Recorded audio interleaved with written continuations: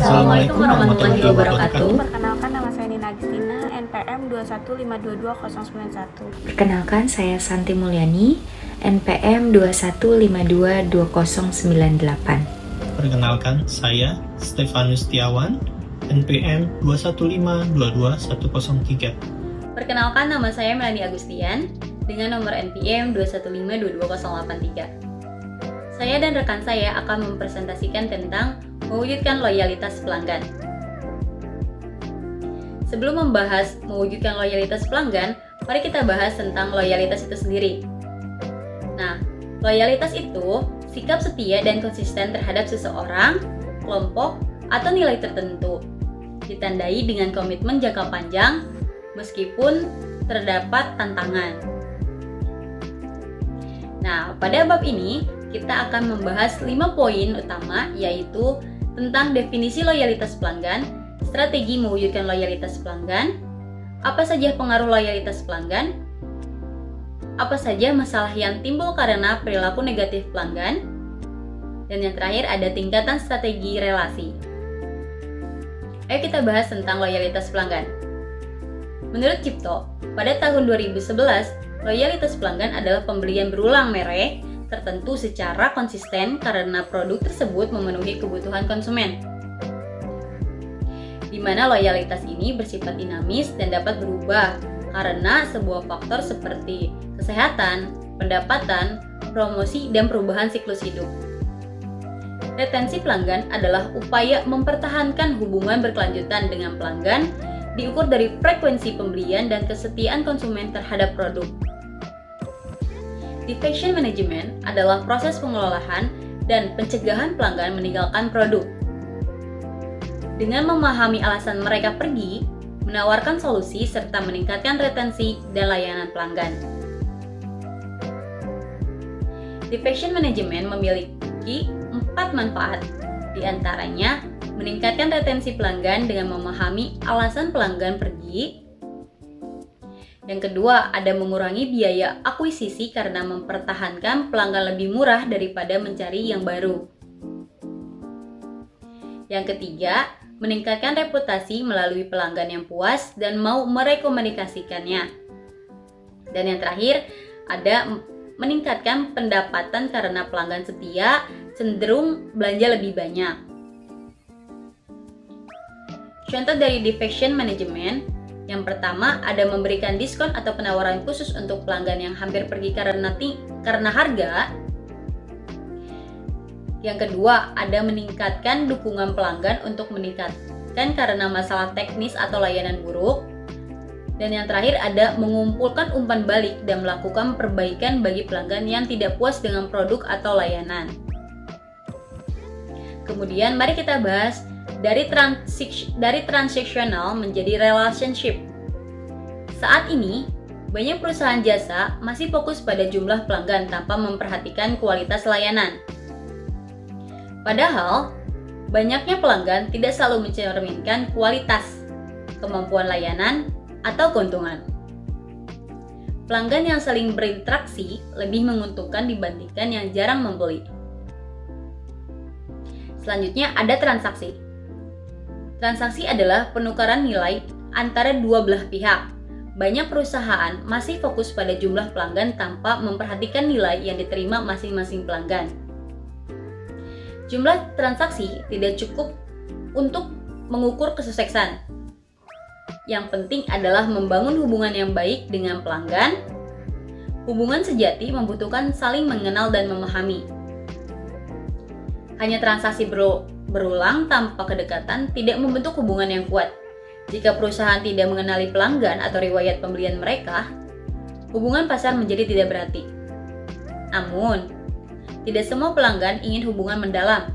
Beberapa lebih suka banyak memilih, menjaga privasi, dan tidak ingin berbagi informasi pribadi karena takut dirugikan. Selanjutnya, ada service relationship yang alami.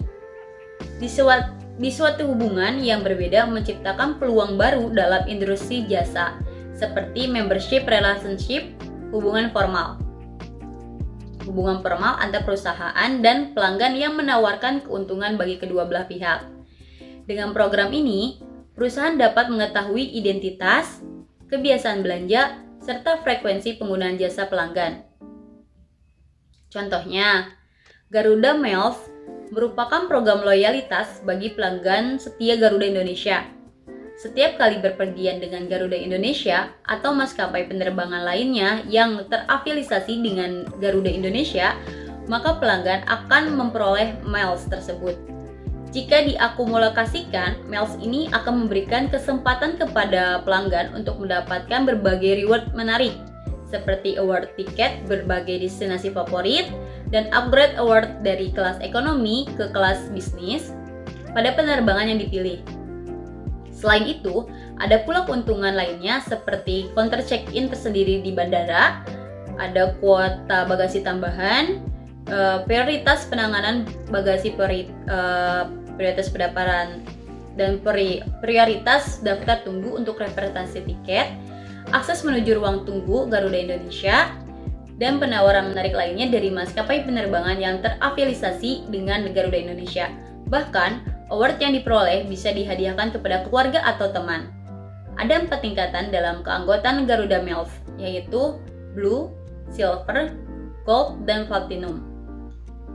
Dengan adanya Garuda Miles, diharapkan pelanggan akan semakin nyaman terbang bersama Garuda Indonesia beserta maskapai penerbangan partner Garuda Indonesia lainnya. Lalu, informasi pelanggan sangat penting untuk segmentasi dan peningkatan efektivitas komunikasi seperti direct mail, telemarketing, dan personal sales. Pelanggan yang menjadi anggota juga mendapatkan akses atau fasilitas khusus. Pada perusahaan besar, transaksi bisa berkembang menjadi hubungan alami melalui pendataan pelanggan dan layanan berkelanjutan. Dalam jangka panjang, hubungan ini bisa meningkatkan menjadi kerja yang sama lebih kuat. Lalu ada RMO, Relationship Marketing Orientation, merupakan sebuah konsep yang terdiri atas 6 komponen. Yang pertama ada trust, yang kedua bonding, yang ketiga communication, yang keempat share value, yang kelima empathy, dan yang keenam reciprocity. Lalu untuk trust sendiri, yang pertama, trust diartikan sebagai komponen dari business relationship yang menentukan tingkat peserta atau anggota atau parties merasakan perasaan kebersamaan, integrity, atau dari perjanjian yang ditawarkan oleh peserta lain dalam perusahaan. Morgan dan Hans 1994 mendefinisikan trust sebagai konsep penting dari model relationship marketing. Hal ini sejalan dengan teori bahwa semakin tinggi tingkat kepercayaan antara pembeli dan penjual, maka semakin besar peluang untuk melanjutkan hubungan dalam jangka panjang dan berkesinambungan. Nah, untuk yang kedua, bonding. Bonding adalah komponen dari sebuah hubungan bisnis yang menjadikan kedua belah pihak, pembeli dan penjual, bersama-sama bertindak untuk tujuan yang sama. Penerapan RMO akan menumbuhkan dan meningkatkan loyalitas pelanggan yang secara langsung mencetuskan rasa kepemilikan dalam hubungan yang terjalin dan secara tidak langsung menumbuhkan rasa kepemilikan dalam perusahaan. Untuk communication, yang ketiga, communication didefinisikan sebagai pertukaran serta berbagai ketentuan dan ketepatan waktu informasi informal dan formal antara pembeli dan penjual. Penelitian terkait relationship marketing begitu menekankan pentingnya pertukaran informasi dalam hubungan bisnis. Pentingnya peran komunikasi dalam partnership, hubungan kemitraan bertujuan untuk membangun kerjasama kooperatif dan kepercayaan trust. Morgan dan Han menemukan bahwa komunikasi memiliki hubungan positif dan dampak langsung pada retailer-supplier relationship di industri otomotif. Dengan demikian, komunikasi dapat dimasukkan sebagai komponen lain dalam RMO. Lalu selanjutnya ada share value. Share value didefinisikan sebagai keyakinan yang dimiliki oleh partner atau mitra mengenai perilaku, tujuan, dan kebijakan yang penting atau tidak penting, sesuai atau tidak sesuai, serta benar atau salah. Share value telah dianggap sebagai komponen penting dalam membangun hubungan antara pembeli dan penjual. Untuk selanjutnya ada empati. Empati merupakan komponen dalam bisnis relationship yang memungkinkan kedua belah pihak, pembeli atau penjual, melihat situasi dari perspektif masing-masing. Empati didefinisikan sebagai memahami keinginan dan tujuan masing-masing pihak dalam referensi pemasaran jasa. Komponen empati digunakan dalam pengembangan model SERVQUAL, yaitu sebuah pengujian untuk kualitas layanan. Selanjutnya, reciprocity. Reciprocity adalah kewajiban salah satu pihak memberikan imbalan sebagai balasan atas imbalan yang diterima sebelumnya. Reciprocity menjadi dasar hubungan antara pertukaran transaksi dan aktivitas pemasaran. Dalam pemasaran, ada perbedaan antara strategi yang hanya mengejar transaksi dan strategi yang membangun hubungan jangka panjang. Relationship marketing fokus pada pengembangan hubungan jangka panjang dan efektivitas biaya, memberikan keuntungan bagi kedua belah pihak. Untuk selanjutnya, menurut Coviello, Brody, dan Munro, ada 3 kategori dalam relationship marketing. Yang pertama, database marketing, menggunakan teknologi untuk membangun hubungan dengan pelanggan melalui identifikasi dan pembuatan database pelanggan, lalu penyampaian jasa sesuai karakteristik pasar, lalu ada pemantauan hubungan pelanggan. Yang kedua, interaksi marketing, hubungan langsung antara perusahaan dan pelanggan yang melibatkan layanan, kegiatan sosial, nilai negosiasi atau pertukaran informasi, dan biasanya bertahan lama karena adanya saling percaya. Yang terakhir, networking marketing, digunakan dalam pemasaran bisnis to bisnis atau B2B, melibatkan hubungan dengan distributor, supplier, media, konsultan, organisasi penjualan, agen pemerintah, dan pesaing, sesuai dengan lingkungan pelanggan. Pengaruh loyalitas. Loyalitas menggambarkan kejujuran dan kesetiaan, termasuk dalam bisnis sebagai keinginan pelanggan untuk terus membeli, menggunakan, dan merekomendasikan produk. Loyalitas timbul dari rasa nyaman terhadap nilai pelayanan yang diterima. Jika harapan tidak dipenuhi, pelanggan bisa berpindah yang disebut defection. Pelanggan loyal biasanya memberi sinyal sebelum pindah seperti penurunan pembelian. Defection dulu bermakna membelot, kini merujuk pada perpindahan pelanggan ke pesaing. Zero defection bertujuan menjaga semua pelanggan untuk memaksimalkan keuntungan dengan memantau perilaku pembelian dan mengelola keluhan. Kepuasan pelanggan sangat bergantung pada kinerja pekerja jasa yang loyal dan produktif. Menyadari keuntungan potensial sesungguhnya dari customer relationship. Menurut Rachel dan Sasser, pelanggan yang loyal lebih lama akan menghasilkan lebih banyak keuntungan. Bagi perusahaan, ada 4 sumber utama keuntungan pelanggan loyal. Yang pertama, peningkatan penjualan. Pelanggan membeli lebih banyak seiring waktu. Yang kedua, penurunan biaya operasi. Pelanggan berpengalaman lebih efisien. Yang ketiga, rekomendasi mulut ke mulut. Promosi gratis dari pelanggan. Yang keempat, harga premium. Pelanggan bersedia membayar lebih untuk layanan tertentu. Perusahaan perlu fokus pada pelanggan potensial dengan mempertimbangkan persentase pelanggan target yang sudah dimiliki, perilaku pelanggan di segmen target, dan dampaknya terhadap penjualan. Rata-rata durasi loyalitas pelanggan. Strategi terbaik adalah mengidentifikasi dan membidik pelanggan menguntungkan melalui segmentasi dan database marketing untuk membangun loyalitas jangka panjang. Selanjutnya, program penghargaan atas loyalitas. Pemasaran jasa menghadapi tantangan besar, yaitu membuktikan kinerja kepada pelanggan dan menawarkan manfaat nyata dari loyalitas. Strategi frequent user digunakan untuk mendorong loyalitas, tetapi penghargaan tidak efektif jika kualitas layanan buruk atau pelanggan merasa ada layanan lebih baik di tempat lain. Sebagai contoh, America Airlines memanfaatkan data pelanggan untuk mengidentifikasi pelanggan terbaik dan menawarkan diskon berdasarkan perilaku perjalanan mereka.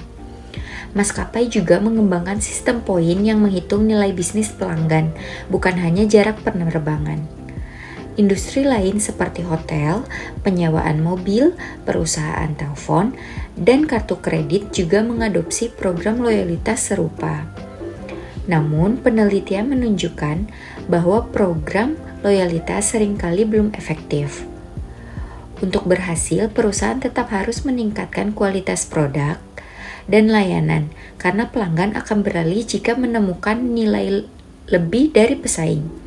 Selain itu, perusahaan perlu mengevaluasi hubungan dengan pelanggan secara berkala dan mengakhiri hubungan yang tidak menguntungkan untuk mencegah kerugian. Seperti dalam kasus nasabah bermasalah atau pelanggan yang tidak lagi sesuai dengan strategi perusahaan. Masalah yang timbul karena perilaku negatif pelanggan. Pelanggan yang berperilaku tidak kooperatif atau menghindar menjadi tantangan bagi perusahaan, terutama di bisnis jasa, karena perilaku pelanggan mempengaruhi kepuasan layanan. Jika perusahaan gagal menangani pelanggan negatif, hubungan dengan pelanggan lain pun bisa terganggu. Istilah J-Customer merujuk pada pelanggan yang bertingkah laku negatif terhadap penawaran perusahaan atau bahkan bersikap merugikan terhadap staf dan pelanggan lain. J-Customer cenderung sulit dipengaruhi dan sering menjadi sumber masalah dalam pelayanan. Tantangan dari J-Customer, pelanggan yang berperilaku negatif terhadap perusahaan seringkali melewati batas dan menyebabkan masalah bagi karyawan maupun pelanggan lain. Istilah J berasal dari abad ke-19 yang berarti orang bodoh. J-Customer sulit dipengaruhi oleh perusahaan dan cenderung acuh terhadap penawaran yang diberikan. Dua pandangan tentang J-Customer. Yang pertama, pelanggan adalah raja. Pelanggan tidak pernah salah, jadi perusahaan harus menerima perilaku mereka. Yang kedua, perusahaan berusaha menjalin hubungan. Perusahaan tetap mencoba membangun hubungan positif dengan J-Customer. Berikutnya, ada 6 kategori J-Customer. Yang pertama ada the thief, yaitu pelanggan yang ingin mendapatkan layanan atau produk tanpa membayar, seperti mencuri atau menipu. Solusinya adalah pencegahan dan penanganan tegas. Kedua ada the rule breaker, pelanggar aturan yang ditetapkan perusahaan atau pemerintah. Perusahaan perlu tegas menegakkan peraturan tanpa menjadi terlalu kaku. Yang ketiga ada the belligerent, ini pelanggan yang marah, berteriak atau melakukan kekerasan. Prioritasnya adalah mengamankan lingkungan dan melatih karyawan untuk menghadapi situasi sulit. Lalu yang keempat ada family feuders. Ini pelanggan yang bertengkar dengan anggota keluarganya di tempat umum. Jadi karyawan harus menerangkan situasi dengan cepat dan tepat. Lalu yang kelima ada the vandals. Itu pelanggan yang merusak properti perusahaan. Cara pencegahannya dengan desain yang tahan rusak, pencahayaan yang baik, atau penerapan sanksi ekonomi yang sangat penting. Terus yang terakhir ada the deadbeat, pelanggan yang tidak mau membayar. Nah, pencegahan yang dilakukan dengan pembayaran di muka atau penagihan cepat setelah pelayanan. Yang berikutnya di sini ada tingkatan strategi relasi. Menurut Leonard Berry dan A. Parasuraman, mengembangkan kerangka kerja yang mengidentifikasi 4 tipe strategi mempertahankan pelanggan berdasarkan tingkat ikatan pelanggan dengan perusahaan. Semakin kuat ikatan, semakin besar potensi keunggulan kompetitif. Strategi yang efektif harus didasarkan pada kualitas layanan, segmentasi pasar yang tepat, dan pemantauan perubahan hubungan pelanggan dari waktu ke waktu. Nah, yang perlu diingat atau jangan dilupa ada dana darurat. Pada level 1, pelanggan terikat dengan perusahaan melalui insentif finansial seperti potongan harga untuk pembelian besar, diskon loyalitas, bundling, dan cross-selling. Contohnya nih, ada maskapai penerbangan menawarkan program loyalitas yang terhubung dengan hotel, rental mobil, dan kartu kredit, memberikan keuntungan finansial tambahan. Meskipun semakin luas diterapkan, program loyalitas berbasis insentif finansial memiliki keterbatasan. Dampaknya terhadap loyalitas sering bersifat sementara dan hanya efektif jika dikelola secara terstruktur untuk mendorong penggunaan berulang, bukan sekadar menarik pelanggan baru. Ya, untuk level 2-nya ada ikatan sosial atau social bonds. Pada strategi level 2 ini, perusahaan meningkat pelanggan tidak hanya dengan insentif finansial, tetapi juga melalui ikatan sosial dan interpersonal. Meski harga tetap penting, hubungan jangka panjang dibangun lewat perhatian personal. seperti yang dilakukan oleh penyedia jasa profesional, pengacara, akuntan, penata rambut, atau dalam relasi bisnis antar perusahaan.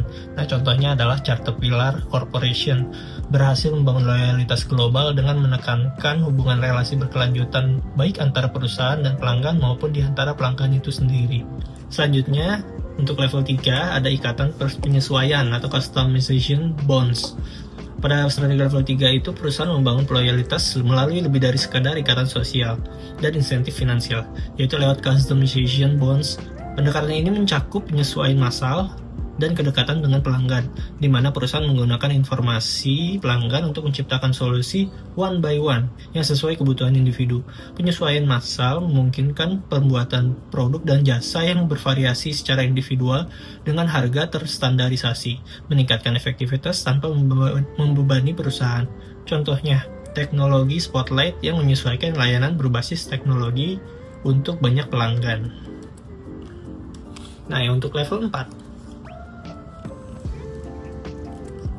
strategi mempertahankan pelanggan yang paling sulit diterapkan karena melibatkan ikatan finansial, sosial, dan customization bonds ditambah ikatan struktural. Ikatan struktural terbentuk melalui sistem layanan khusus yang dirancang untuk masing-masing klien. Biasanya menggunakan teknologi untuk menyesuaikan layanan sehingga dapat meningkatkan produktivitas pelanggan. Selanjutnya ada penghargaan pelanggan atau customer appreciation. Strategi mempertahankan pelanggan yang sering diabaikan. Strategi ini melibatkan pemberian layanan sesuai janji dan mengucapkan terima kasih atas transaksi pelanggan. Dalam hubungan antar bisnis, pelanggan mengharapkan penghargaan nyata seperti ucapan terima kasih pribadi melalui surat, telepon, atau bukan hanya komunikasi formal umum. Contohnya di IBM Global Service, pelanggan sangat menghargai ucapan terima kasih pribadi atas pengakuan terhadap kontribusi mereka.